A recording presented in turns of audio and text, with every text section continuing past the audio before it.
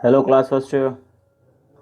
So, chapter number 2 of business studies is going to be over now, and these are the next number types of business company, right? Types of company. तो company के types, private company and the public company. Is it done?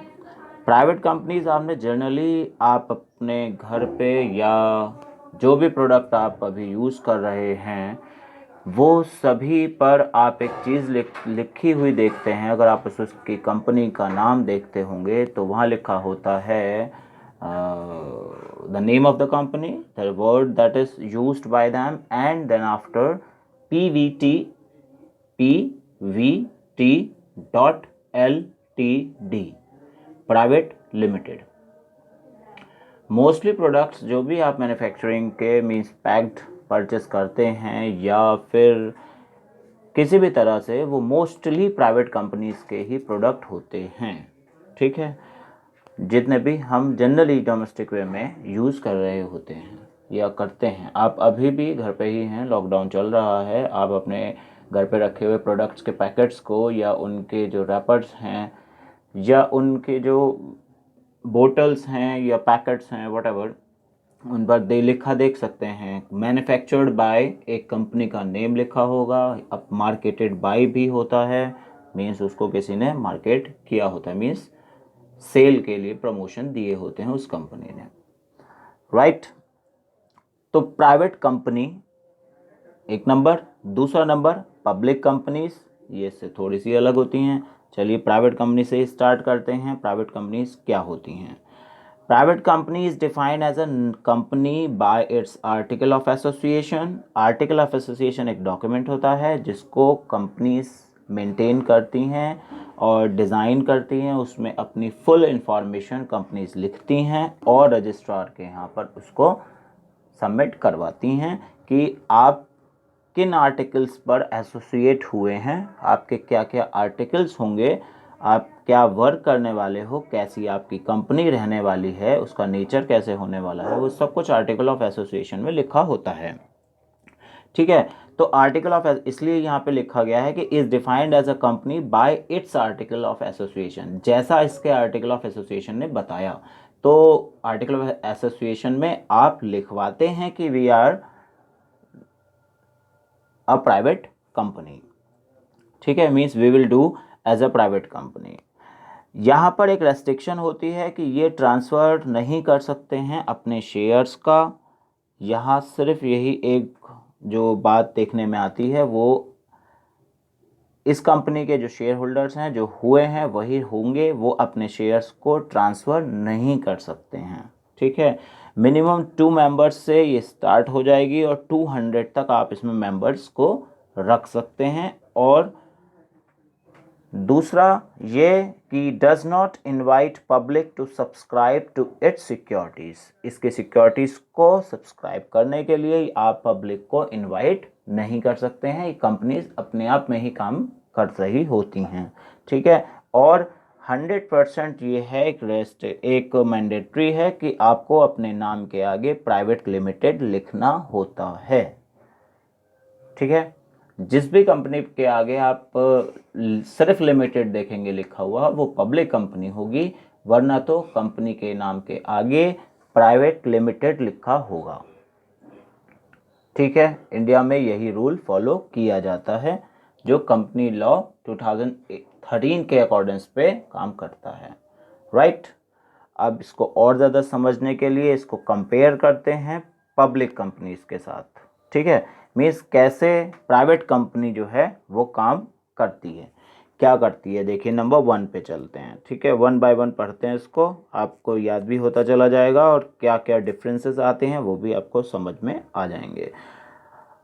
Number 1, a private company can be formed only by only 2 members, whereas 7 members are needed for the public company. ठीक है, यहाँ पे सिर्फ 2 लोगों से company आप start कर सकते हैं प्राइवेट कंपनी को. ठीक है, प्रॉस्पेक्टस इशू करने की कोई ज़रूरत नहीं होती है क्योंकि आप आपके जो शेयर्स हैं वो एक ही बार में होते हैं, जिन्होंने भी परचेस कर लिए वो आपके शेयर होल्डर बन जाते हैं और उसके बाद वो अपने शेयर्स को ट्रांसफ़र नहीं कर सकते हैं। इसलिए आपको प्रॉस्पेक्टस इशू करने की, अपनी कंपनी का एडवर्टीज़ इस तरह से करने की कि आपकी सिक्योरिटीज़ को सब्सक्राइब किया जा सके, आप नहीं कर सकते।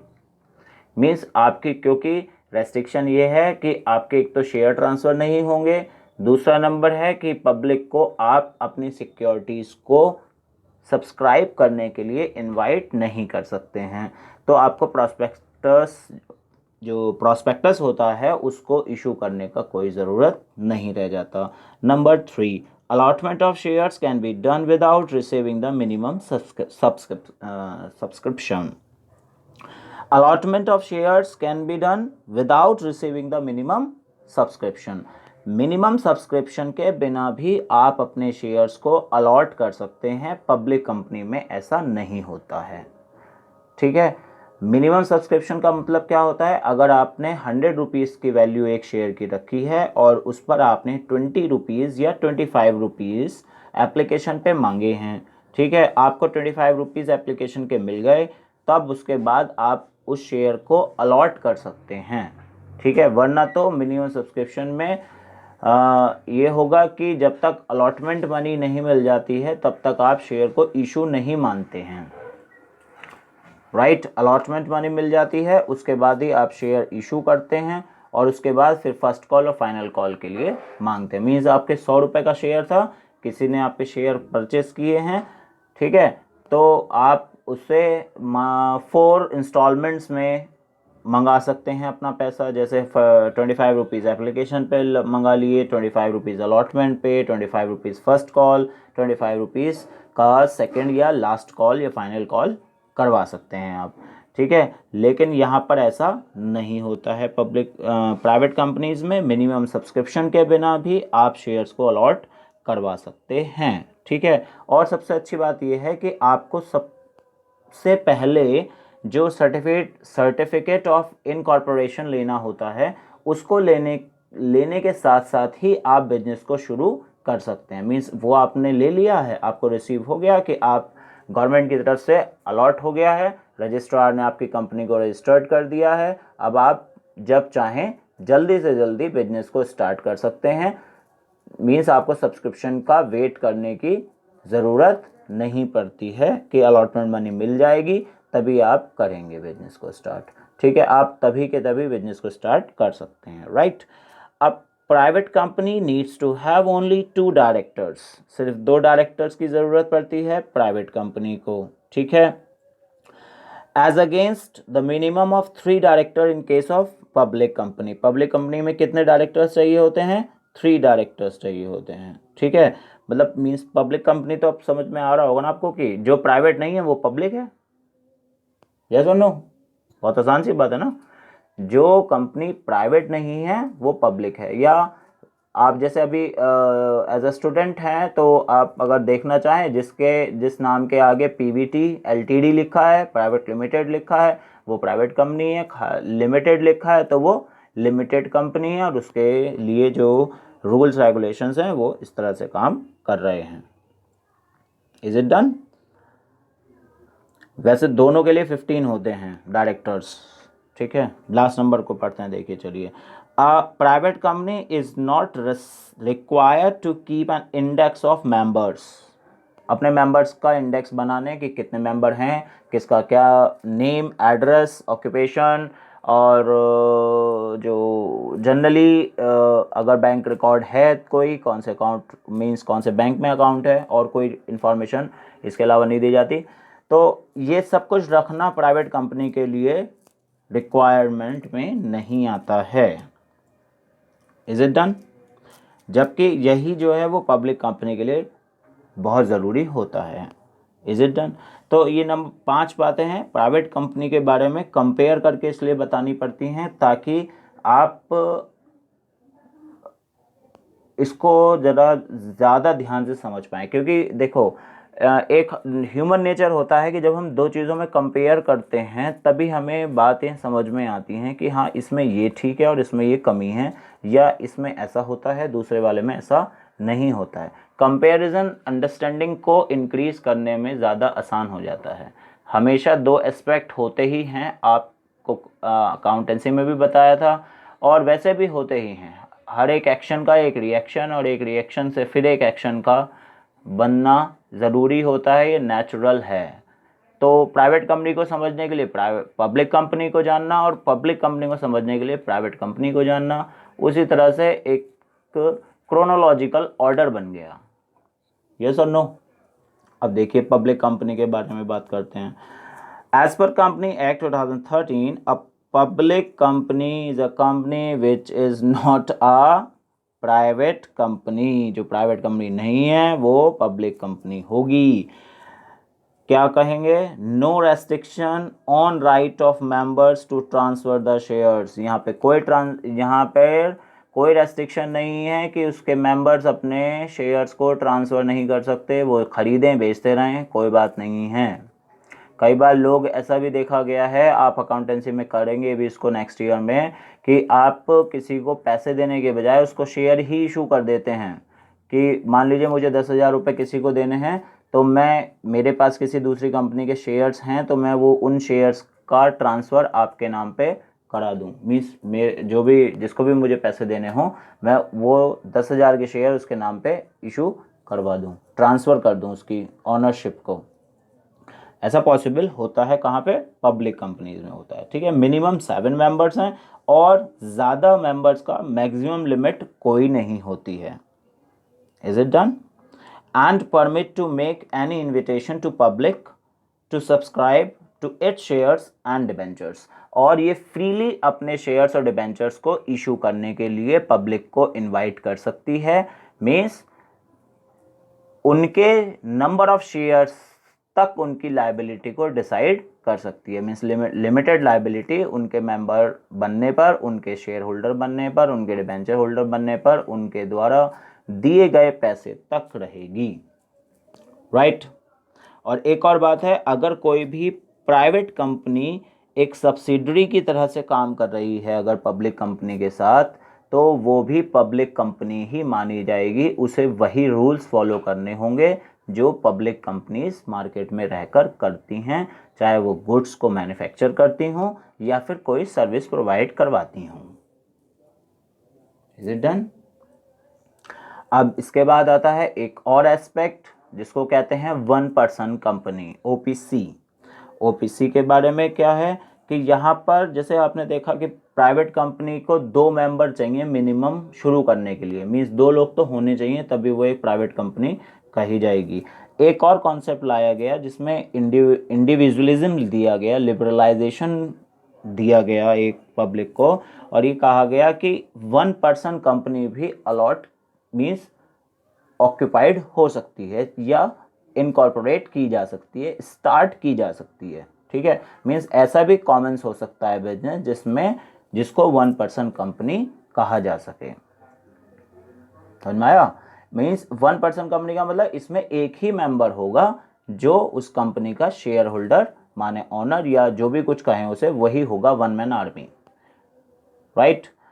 वो कंपनी की तरह से अपना आर्टिकल ऑफ एसोसिएशन सबमिट करेगा और उसी तरह से रजिस्टर्ड भी होगा। ठीक है, आप इसे सोल प्रोप्राइटरशिप मान लेना कि वो अकेला पर्सन है तो वो बिजनेस कर रहा है तो वो सोल प्रोप्राइटर होगा। नहीं, ये कंपनी की तरह से ऑथराइज होगा। सोल प्रोप्राइटर का रजिस्ट्रेशन होगा तो वो सोल प्रोप्राइटर की तरह से होगा। ठीक है, यहाँ लिखने का फ़र्क आ जाएगा, उसके राइट्स बदल जाएंगे। ठीक है, उसके बिजनेस के थोड़े से वेज बदल जाएंगे। रजिस्ट्रेशन और रजिस्ट्रार के यहाँ होने वाले जो एक्टिविटीज़ हैं उनमें थोड़ा सा चेंज आ जाएगा, मगर ये कंपनी कहा जाएगा। ठीक है, सेक्शन 3 में लिखा है कंपनी एक्ट में, इंडियन कंपनीज एक्ट जो है ना 2013 की, के ओपीसी को एक कंपनी बनाया जा सकता है, उसका एक ही मेंबर होगा जो इसको पूरा कर सकता होगा। ठीक है, और वो प्राइवेट कंपनी की तरह ही सारे जितने भी बेनिफिट्स हैं उनको एंजॉय कर सकता है। कौन कौन से बेनिफिट मिलते हैं? एक सेपरेट एंटिटीशिप मिलती है, कि सेपरेट एंटिटीशिप मीन्स बिजनेस और ऑनर दोनों अलग अलग एंटिटी हो गए। मीन्स कि अगर जो क्रेडिटर्स हैं उनको सेटिस्फाई करने के लिए, उनको पैसे देने के लिए कंपनी की एसेट ही यूज़ की जाएगी, ऑनर की पर्सनल एसेट का कोई मतलब नहीं रह जाएगा। मीन्स वो लिमिटेड लायबिलिटी में चला जाएगी बात। Protecting personal assets from business liability, है ना। ये बात आपको पहले कई बार ये आ चुकी है कि लिमिटेड लायबिलिटीज़ होती हैं, ठीक है। परपेचुअल सक्सेशन है कि उसके डेथ या उसके इंसॉल्वेंट हो जाने या ल्यूसेंट हो जाने पर कोई प्रॉब्लम कंपनी के एग्जिस्टेंस में नहीं आएगी। अगर लॉ देखता है कि उसका कोई नॉमिनी है या उसने नॉमिनी के लिए एक कोई एफिडेविट दिया था शुरू में, ठीक है, उसने नॉमिनी रजिस्ट्रार के यहाँ नोट कराया था, तो उसका सक्सेशन ट्रांसफ़र हो जाएगा, कंपनी अपने हिसाब से चलती रहेगी। ये 1 पर्सन कंपनी होती है, ठीक है। चलो एक टेबल के थ्रू समझते हैं कि पब्लिक और प्राइवेट कंपनीज में क्या क्या होता है। पहली चीज़, मेंबर कितने होते हैं पब्लिक में? 7। प्राइवेट में कितने होते हैं? 2 स्टार्ट करने के लिए, ठीक है। मैक्सिमम पब्लिक में अनलिमिटेड हो सकते हैं, कितने भी हो सकते हैं, लेकिन प्राइवेट कंपनी में सिर्फ 200 मेंबर्स हो सकते हैं, उससे ज़्यादा नहीं होंगे, ठीक है। Minimum number of directors, public में 3, प्राइवेट में 2। इंडेक्स ऑफ मेंबर्स का जो पूरा ब्यौरा है उसको रखना पब्लिक के लिए कंपलसरी है, प्राइवेट को कोई ज़रूरत नहीं पड़ी, वो फ्री है इसके लिए, ठीक है। Transfer of shares, no restrictions, public में कोई रेस्ट्रिक्शन नहीं होता, लेकिन प्राइवेट में रेस्ट्रिक्शन होता है। मीन्स वो अपने शेयर्स को ट्रांसफ़र नहीं कर सकते, नहीं सेल कर सकते, ठीक है। Invitation, public company can write and private company can't right. Is it done? तो ये थी पब्लिक कंपनी और प्राइवेट कंपनीज के डेफिनेशंस और उनके जो बिहेवियर्स हैं उनको समझाने के लिए, ठीक है। अब लास्ट जो इस चैप्टर का रह जाता है वो होता है कि जब आप एक बिजनेस को फॉर्म करने जाते हैं तो आपको क्या क्या डिसाइड करना होता है और किन किन बातों का ध्यान रखना होता है। मीन्स अगर सीधी सी बात कहें तो वो एक लास्ट पॉइंट बचता है, उसके बारे में आगे बात करेंगे। अभी आप इसको कवर अप कीजिए, चाहे तो आप स्क्रीनशॉट ले लीजिए, वीडियो को डाउनलोड कर लीजिए या यहीं पर पॉज करके इसको नोट कर लीजिए। जो भी डेफिनेशंस हैं आपके पास, आपको चाहिए या जो ये टेबल्स चाहिए, वो सभी जो हैं वो आप यहाँ से नोट डाउन कर सकते हैं, ठीक है। और बाकी आपको अगर कोई प्रॉब्लम आ रही है तो you can comment me, right. अगर कोई किसी भी टॉपिक में कोई प्रॉब्लम आई है या उसको समझ में नहीं आया है तो आप डायरेक्टली कांटेक्ट कर सकते हैं। Thank you very much.